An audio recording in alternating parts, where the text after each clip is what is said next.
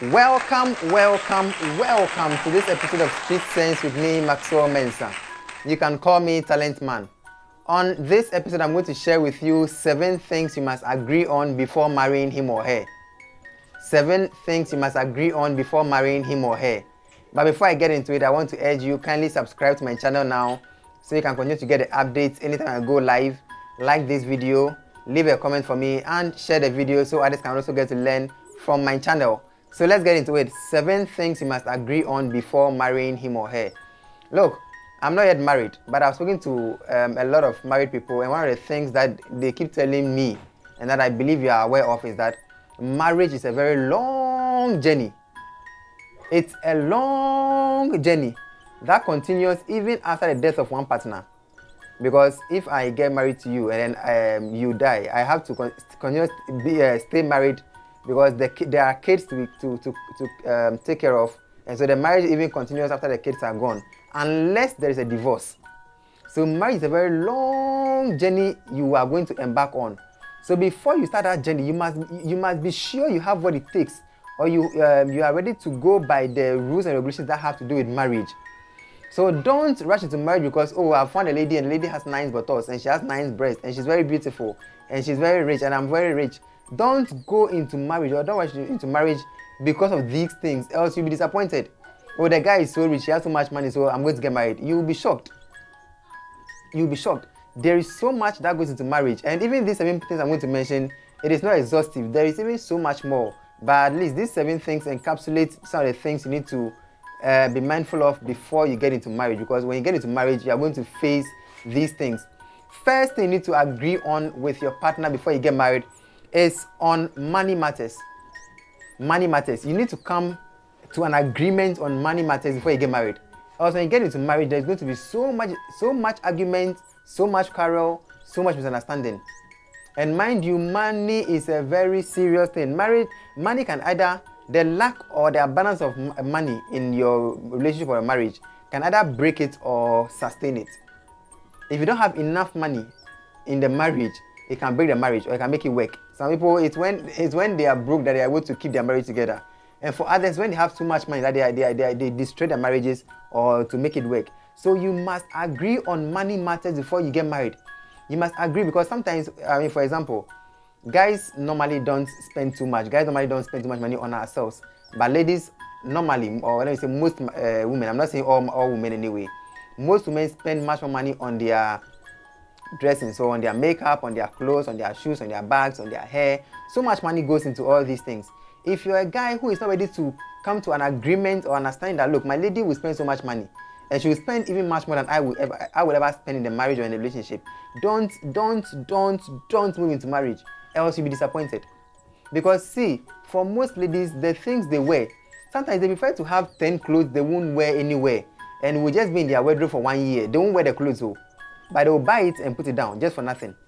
We guys can make do with just maybe 5 shirts and 2 trousers, and we are good to go. We can wear it for the whole year. We can wear 1 shoe for 2 years. Guys, am I telling lies? A guy can have 1 shoe. He will wear it for the whole year and he doesn't care. He wear the same shoe to the wedding, same shoe to the office, same shoe to church, same shoe everywhere. The same shoe, he's wearing it. But ladies, you'll be shocked. They have a bag they use on Monday, a bag for Tuesday, a bag for wedding, a bag for engagement, a bag for funeral, a bag for church. They have different things for different occasions, and they keep buying and they keep buying. If you don't agree with your partner on money matters before you get married, matter will happen in the marriage. Or for example, when it comes to investment and then even growing your money as a couple, if you don't come to an agreement on what kind of things we should invest our money in, how to spend our money, what kind of things to buy at what point in time, you are going to have a lot of arguments in your marriage. For example, you have to agree, should we keep a joint account or a separate account? If you are keeping joint account, at what point do we withdraw? Who has the authority to go and withdraw?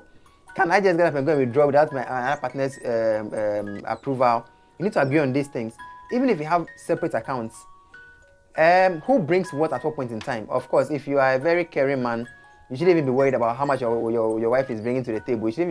If you are a caring and responsible man and you have enough money on you, you're not even bothered whether your wife is bringing 1 cedi to the table or not. You don't care because you have enough to take care of her and the family and everything. But you still need to come to an agreement with your wife.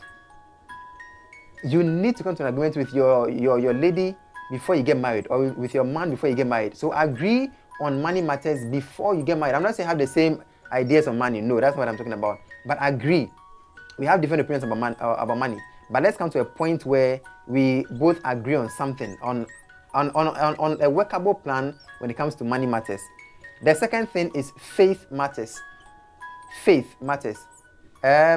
If you happen to marry someone, or if you're about to get married someone who is in the same church with you, you are blessed. Let me say you are blessed. I don't say you're lucky. You are blessed because you will tend to have similar ideas or similar opinions when it comes to faith matters.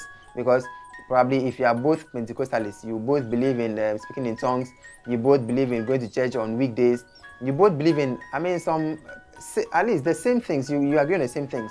But let's imagine you go to, or you're a Pentecostalist, and then your partner is a Methodist.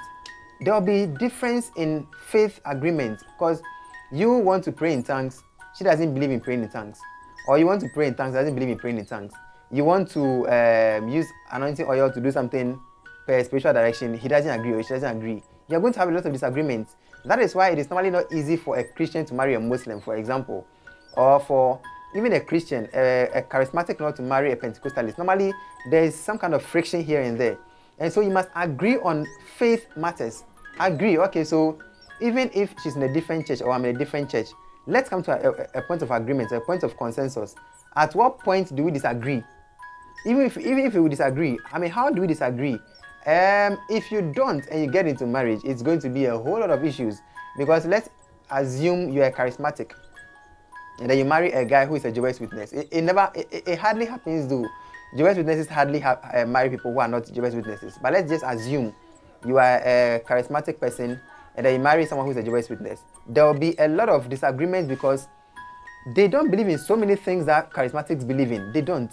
And we charismatics don't believe in so many things they believe in. So if you are going to marry someone who is not in the same faith as you, and you really love yourselves, both of you must come to the point of agreement. Okay, I'm a charismatic and you are a Jehovah's Witness. But let's come to a point of agreement.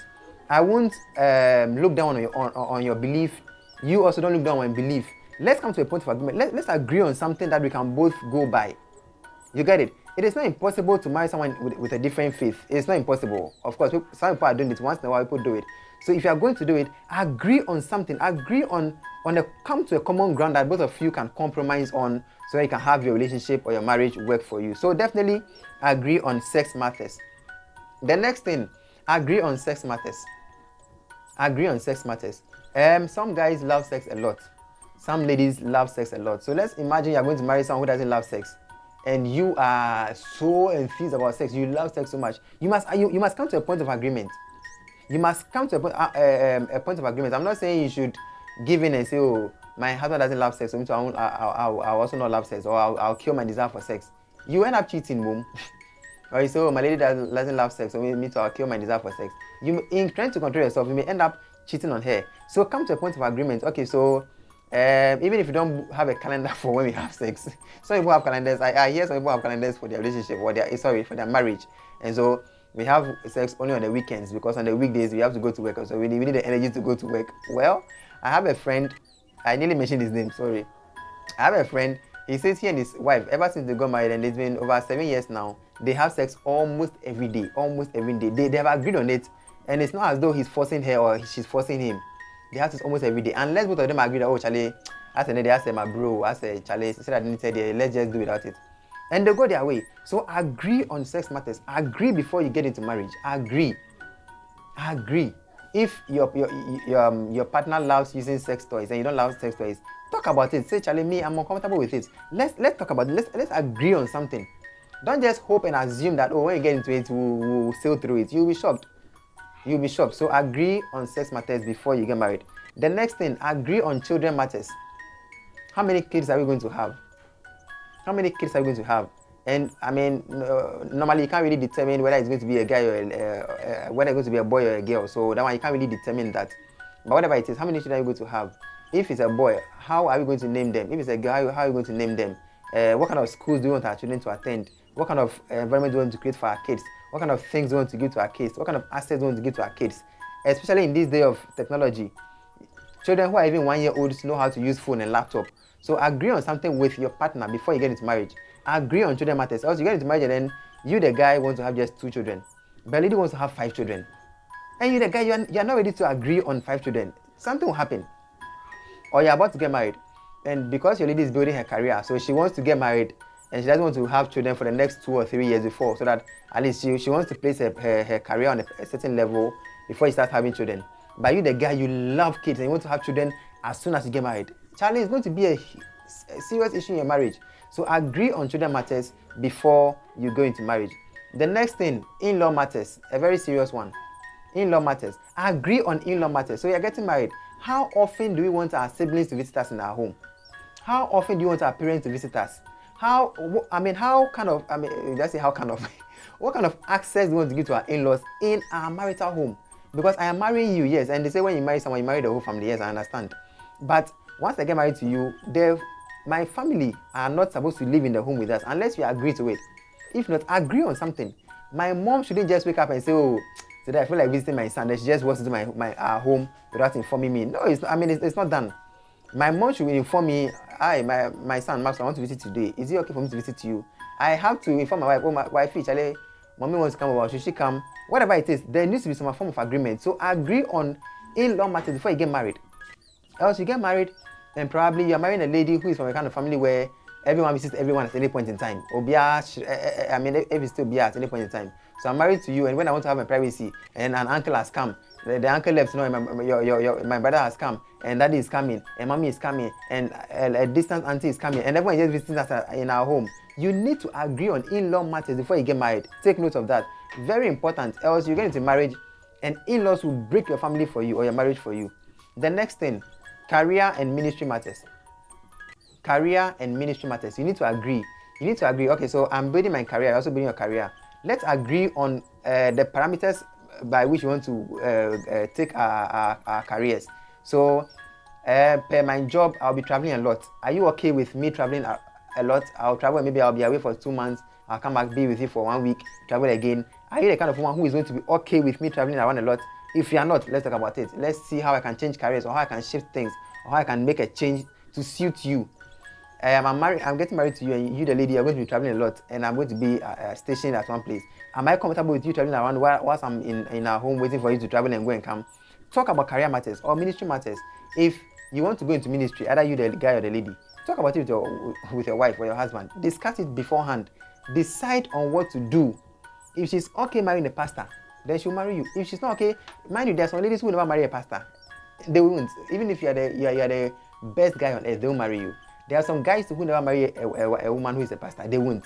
So agree on career and ministry matters before you get married, else you get into it and it go over you. And these are things that I haven't experienced, but I've learned a lot from people who are married, because I love to engage with them to pick their thoughts on marriage matters, because I don't want to make mistakes in my marriage. So that's why I'm also relaying such information to you, so you take note of these things before you get married. Last thing, residence matters. Residence matters.